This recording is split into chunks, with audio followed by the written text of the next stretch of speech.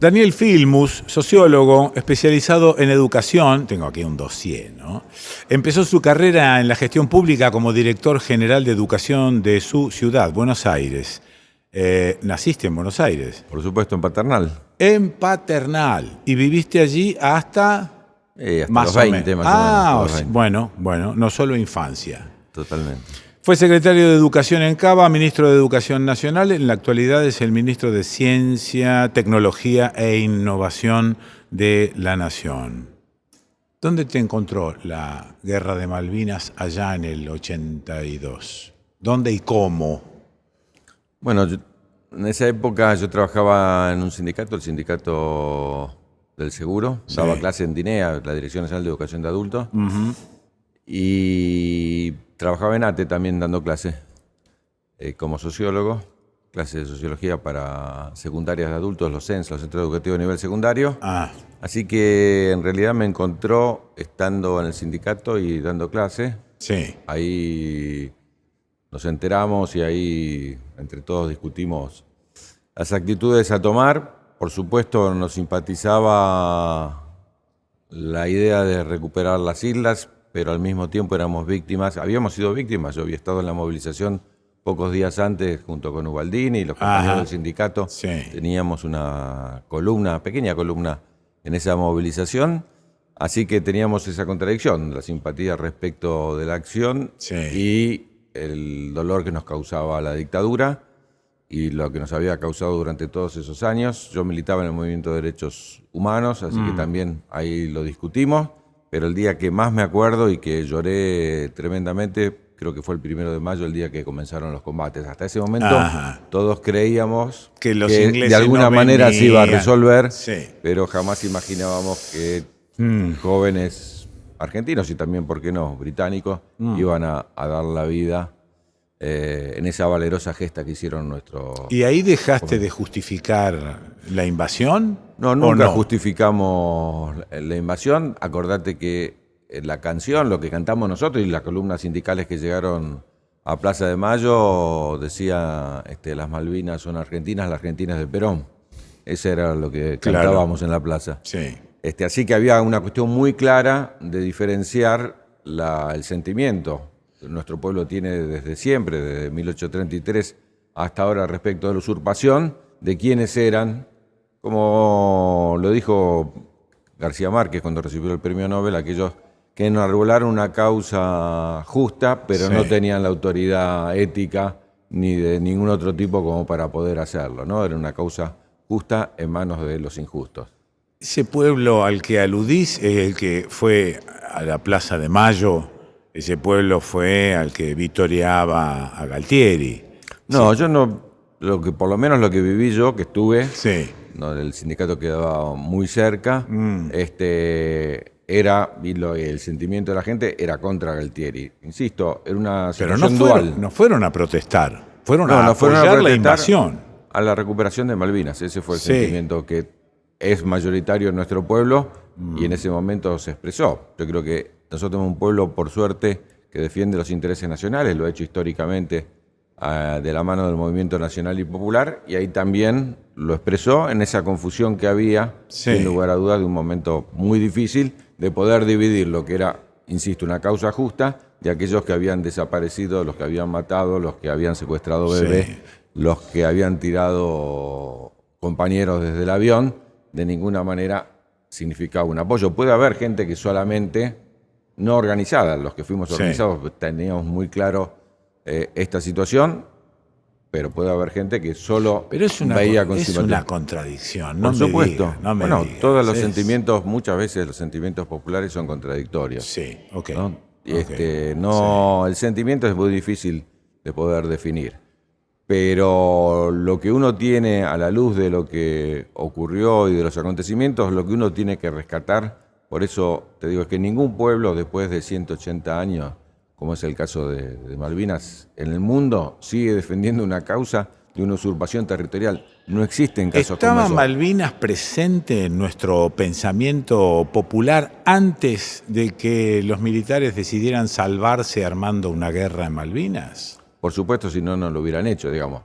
la idea de perpetuación de una dictadura que se caía a pedazos, Era justamente por un movimiento obrero toquetear que, el corazón. claro, era una cosa que se sabía, o sabían por supuesto los militares, que esa era la carta de triunfo que tenían Claro. para perpetuarse en el poder, un poder que, te insisto, por esa misma movilización y por todas las otras que habíamos hecho ya con anterioridad desde el movimiento sindical y también desde otros movimientos nacionales y populares, estaba claro que esa dictadura tenía fecha de vencimiento. Quisieron postergarla, lo que hicieron en última instancia fue agudizar la crisis de un gobierno que no le daba respuestas al sentimiento del pueblo argentino, que quería proscribir una vocación democrática de nuestra nación y que fundamentalmente, porque las consecuencias se ven hasta hoy, no solo en los detenidos, los desaparecidos, en lo que una generación fue tan golpeada, sino también en lo económico.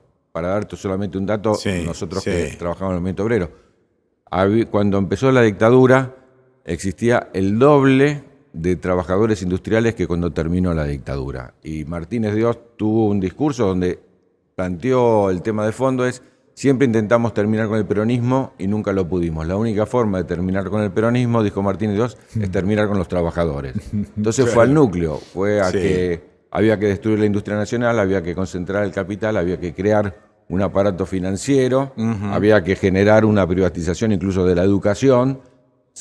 No solo el tema de la privatización, principalmente lo que hizo la dictadura militar fue la desnacionalización de la economía. Okay. Entonces, las publicidades para los que vivimos aquella época era la de la silla, porque voy a comprar acá si puedo comprar, y teníamos una tablita con las devaluaciones para que pueda fugarse el dinero, y fue el aumento. Una de las excusas del golpe del 76 fue la deuda externa, que en aquel momento estaba a poco más de 4.000 millones, cuando se fueron tenían 40.000 millones de deuda externa. Si no tiene que hacer una historia de la deuda externa argentina, está radicada fundamentalmente en la dictadura.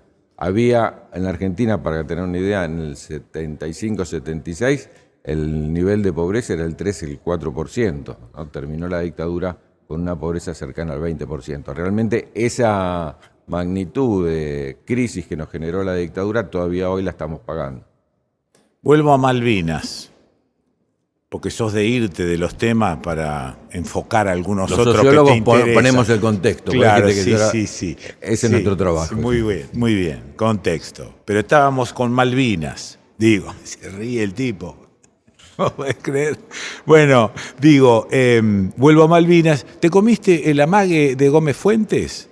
¿Te comiste el amague de los medios de comunicación? Ninguno. Que íbamos ganando, que estaba todo bárbaro. No. Ninguno, teníamos información nosotros por otros medios. Sí. Insisto que una cosa es hasta el 1 de mayo, creo que fue el día, porque me acuerdo que estaba en casa, desperté, prendí la radio, esas radios que había, que uno captaba también radios extranjeras y demás, y escuché que había empezado el operativo militar británico, y a partir de ese momento teníamos totalmente claro que del no otro era lado posible. no estaba, aparte no solo estaba Reino Unido, digamos, del otro lado estaba el apoyo que tuvo de Estados Unidos, que hoy ya se conoce bien con profundidad, y de otros países que jugaron a favor del Reino Unido. Dicho sea de paso, en esta cuestión de la legitimidad de la dictadura, recordemos que Nicanor Costa Méndez fue a Cuba, pero Argentina ni siquiera logró, pero para tenerlo en cuenta, la inoperancia de esa dictadura, ni siquiera logró el veto de China o de la Unión Soviética en aquel momento en el Consejo de Seguridad de Naciones Unidas. Me tocó, fui 2 veces secretario de Malvinas, entre el 2000, nombrado por Cristina primero, entre el 2013 y 2015, y ahora por Alberto, entre el 2019 y el 2021, así que me tocó ir mucho a Naciones Unidas, y los que están ahí cuentan que ni siquiera fueron a hablar con la Unión Soviética o con China, porque si ellos hubieran vetado, en el Consejo de Seguridad hay 5 miembros que pueden vetar. China y la Unión Soviética apoyaban la causa argentina, pero nadie les habló para que veten.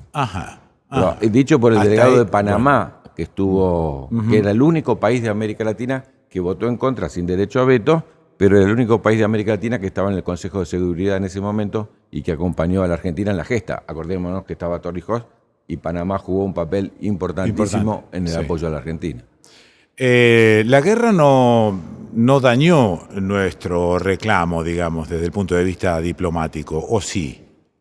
No dañó el reclamo de ninguna manera desde el punto de vista diplomático. Está muy bien la pregunta, porque en noviembre de ese año, y a pesar de esta resolución que condenó a la Argentina del Consejo de Seguridad, la Asamblea General de Naciones Unidas, la Asamblea General, votó prácticamente por unanimidad una resolución que dice que la solución del conflicto de Malvinas no cambiaba de ninguna manera por el escenario bélico. Y lo dice y vuelve a la resolución 2065. El camino sigue siendo el diálogo. Esa resolución quizás que todavía, quiero decirlo, esa resolución es todavía del 82, noviembre del 82. Es de una importancia para la Argentina fundamental porque deja claro la respuesta a tu pregunta. No hubo una modificación en la posición de Naciones Unidas de cómo se resuelve. Se resuelve por el diálogo, la guerra no da derechos. Ahora, desde el punto de vista de la opinión pública, para mucha gente cree que la guerra sí da derechos. Entonces vos vas por el mundo a veces y dices, bueno, pero ustedes ya dirimieron eso en una guerra y la perdieron. Claro. Y de ninguna manera es así. Nosotros nunca podemos convalidar, como no podemos convalidar en el 33 que hubo una invasión británica y desalojó a los argentinos, tampoco podemos convalidar el hecho bélico que le permitió a Reino Unido recuperar las islas. ¿Y de qué depende que recuperemos soberanía allí? Que seamos... estando enfrentados con el Reino Unido, nada menos. Depende de que nosotros sigamos políticas consecuentes en el tiempo y políticas de Estado. Argentina tiene, respecto de Malvinas, políticas pendulares, aún en la vuelta a la democracia. Sí, claro. Porque nosotros tuvimos una política muy firme de Alfonsín, luego tuvimos relaciones carnales, ¿no? Tuvimos la política de seducción, la de Winnie the Pooh. Es decir, después volvimos a tener políticas muy firmes, que entre otras cosas dieron lugar a la creación de este museo tan hermoso, y también dirigido, dicho sea de paso, que nos permitió a nosotros colocar Malvinas en el centro de la agenda cuando Néstor asume y dice, vengo del sur, de la tierra malvinera, nunca vamos a olvidar a nuestros héroes. Y ese fue el hecho. Bueno, vos conocés la anécdota, pero si no la cuento acá, porque el diario, la primera plana del diario está acá en el museo, recomiendo mucho que la filmes. La primera vez que va Néstor a Reino Unido, es una anécdota fabulosa, es solo de Néstor, va a Reino Unido, va no como visita de Estado, sino que va invitado a una cumbre de líderes progresistas. El laborismo dirigía Reino Unido, y es invitado Tony Blair, primer ministro, lo invita a Néstor, y Néstor va, y los que te acompañan a Néstor de la diplomacia argentina le dicen, lo va a saludar en algún momento a Tony Blair, no se puede hablar de Malvinas, no estamos en una visita de Estado, esta es una reunión de líderes, no se puede tocar el tema. No, y le decía, no les quepa duda. Y se lo encuentra caminando en un pasillo, no un pasillo, en un jardín. Y lo saluda y le dice, la primera palabra que le dice, tenemos que hablar de Malvinas. Del asombro todo. Está en primera plana, recomiendo que lo muestren así, porque ahí uno ve... Caruchinga de Blair, habría que ver esa foto, ¿no? Interesante para comparar el día que Macri fue al baño a Naciones Unidas y se cruzó con la primer ministra británica, ahora me voy a acordar el nombre, ¿quién me lo dice?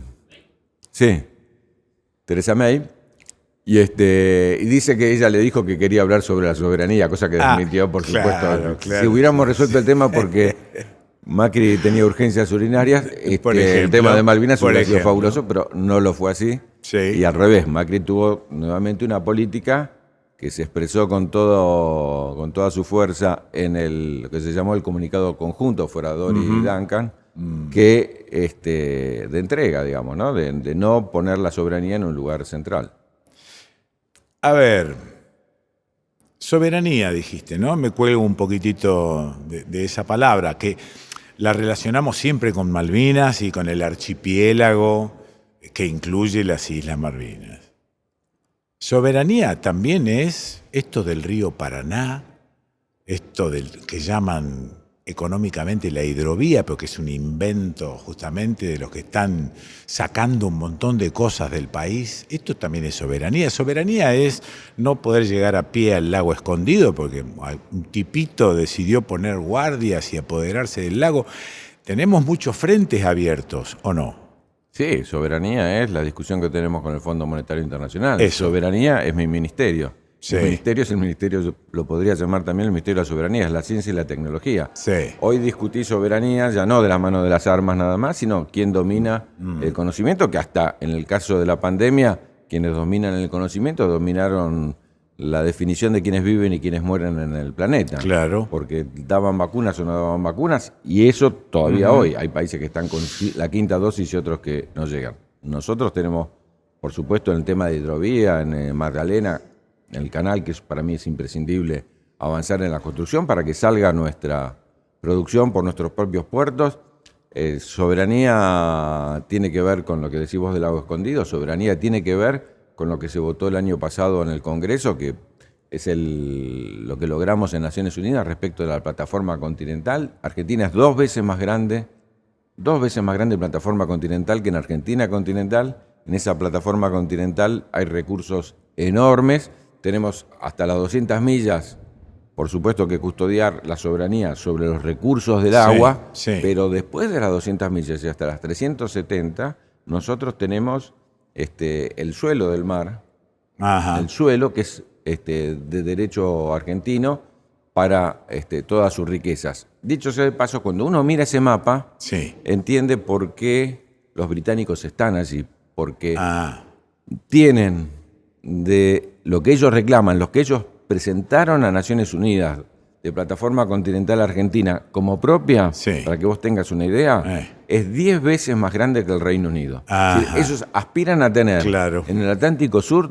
10 veces la extensión que tienen en el Reino Unido, ¿no? Si nosotros tenemos claro eso, yo me acuerdo Macri cuando dijo ¿para qué queremos las Malvinas si dan déficit? Si hay algo que los británicos no tendrían es déficit. Claro. ¿No? Si están ahí Sí. es porque hay riquezas, porque geopolíticamente Estrategia. es estratégico, porque Claro. tenés el acceso entre el Pacífico y el Atlántico, porque tenés el acceso a la Antártida. Sí. Sin lugar a dudas hay una base militar poderosa que es una amenaza para Argentina y la región. Eso es soberanía. habíamos anotado también como tema el mapa bicontinental, ¿no? A ver cómo es donde en la Argentina, supuestamente en ese mapa que incluye lo que antes era un cuadradito, incluye la Antártida y entonces viene a ser el centro del país más o menos a la altura de Ushuaia. Ese bicontinental, ¿es posible realmente? ¿La Antártida es un territorio argentino o es parte de ese tratado antártico donde más o menos te dieron ese pedazo para cuidarlo, para investigación, etcétera? ¿Es lo mismo el territorio de la Argentina que la Antártida? No, la Antártida no tiene soberanía efectiva, Sí, reconocida de ningún país. sí. Es bien interesante lo que decís vos, para contarte la historia. El primer presidente que pone obligatorio poner en el mapa a la Antártida, Sí. prohíbe mapas argentinos que no tengan la Antártida, es Perón, en un decreto del 49. Ajá. Hace 11 años Cristina manda otra ley que dice que está prohibido hacer mapas sin la Antártida a escala natural. Ah. Porque cuando vos estudiaste, y yo estudié, teníamos Cuadradito. la Antártida Chiquitín. entonces no teníamos dimensión. No. Bueno, Cristina mandó un proyecto de ley, me tocó a mí votarla como senador, planteando de que tiene que ser a escala natural. Y Claro. tengo el orgullo de haber enviado el proyecto de ley de ese Sí. mapa que vos viste ahora, bicontinental, Sí. pero con la plataforma continental que nosotros reclamamos. Esa es la soberanía que reclama Argentina. La Antártida, aún para los países que fuimos signatarios originales del Tratado Antártico, Sí. guarda en un artículo, que es el artículo 4, que no se discute por ahora los derechos de soberanía de los países. Bien, Es decir, bien. resguarda Sí. nuestra demanda, Sí. como otros países tienen demanda, no muchos, pero por supuesto son las potencias dominantes, las que Lógico. más pretenden, resguarda esos derechos, pero el Tratado Antártico no fija, ¿no?, soberanías Ajá. particulares. La Antártida Sí. es de la humanidad, solo puede ser utilizada para investigación científica y para desarrollo fundamentalmente vinculadas a la sustentabilidad ambiental, solo para eso. Y Argentina tiene un debate muy fuerte porque hay muchas potencias que quieren llevarse las riquezas que hay ahí. Por Sí. ejemplo, somos el único país que junto con Chile tenemos la propuesta de un área marina protegida porque grandes potencias están usurpando el krill Sí. que existe ahí y nuestros científicos que van todos los años en la campaña antártica están mostrando cómo las especies se empiezan a achicar Claro. año tras año por falta de comida. Eso. Y el otro tema muy importante que es el tema de la contaminación de las aguas, fundamentalmente a través de los plásticos, cómo están siendo Tremendo. afectadas Tremendo. las especies donde vos abrís el estómago y encontrás Sí. Pedacitos de plástico, concretamente. exactamente, micropartículas de plástico. Tremendamente. O cuidamos eso, que es el principal reservorio de agua Sí. que tiene la humanidad, o vamos a estar muy mal. Más aún, 30 estados que se llaman pequeños estados insulares dependen de que no se derrita la Antártida, porque si sube el nivel del océano, esos estados desaparecen. Gracias, Daniel. No, muchísimas gracias por la intervención. Perdón que hable tan rápido. Es parte del oficio del sociólogo.